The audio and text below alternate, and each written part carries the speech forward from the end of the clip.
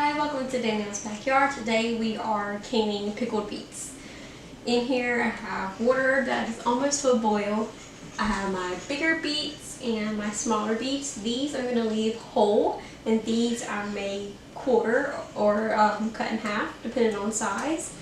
And we'll boil the bigger ones for like 15-20 minutes, smaller ones maybe 10. Possibly even 5 because they're pretty tiny. We don't want them to be mush, we want them to hold up in the canner.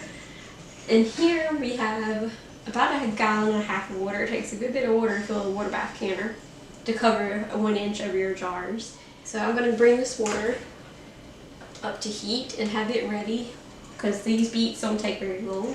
We're going to do 2 batches and then we'll let them cool completely and peel them. I'll wash these off outside.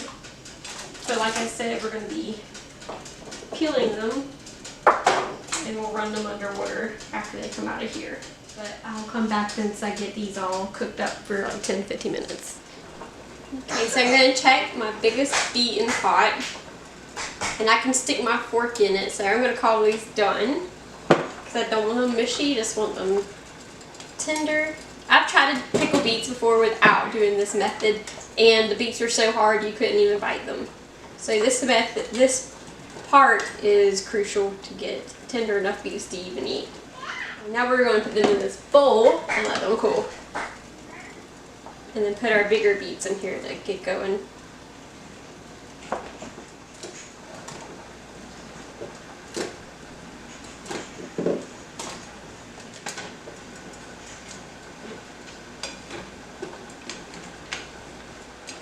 Okay, so now all my beets have boiled and gotten slightly tender enough for me to peel them. And now we're going to make our brine. I'll wash my pot and now we're going to get our brine going. You got to do 4 cups of 5% vinegar.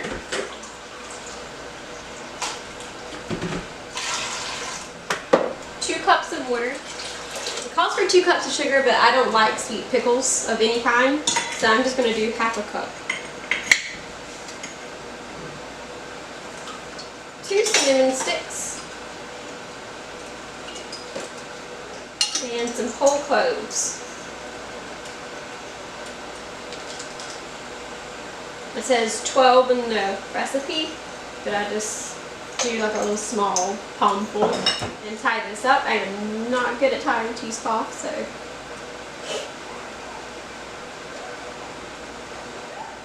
And then we're going to bring our brine up to almost a boil and let it simmer. Okay, so we have our 2 cinnamon sticks and a handful of cloves.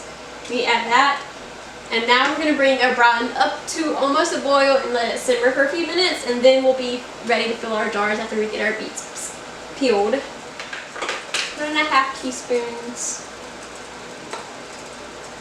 of salt. So now I'm going to peel our beets.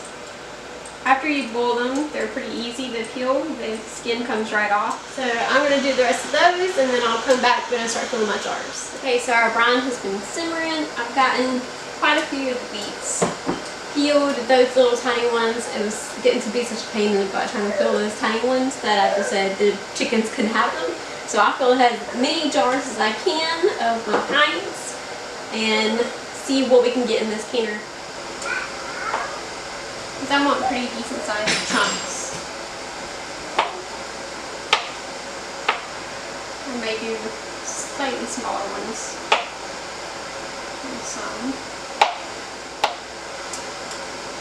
And then the little tiny ones I'll just drop in. We may get 5 pints, maybe. I'm just going to have to do a much better job at growing beets in the fall. I'm going to do proper spacing this time. This time I did cluster planting.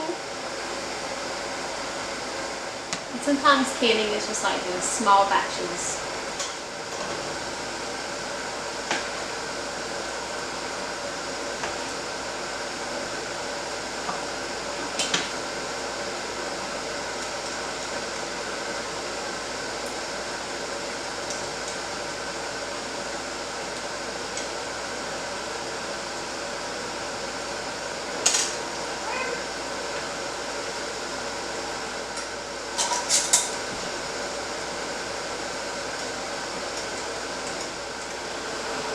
last jar filled with brine. And add a little bit more brine.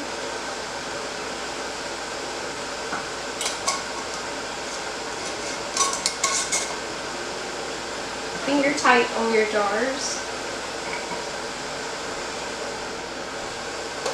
I went with just regular water bath. So it went for 30 minutes. Okay, so we're going to remove our jars from here.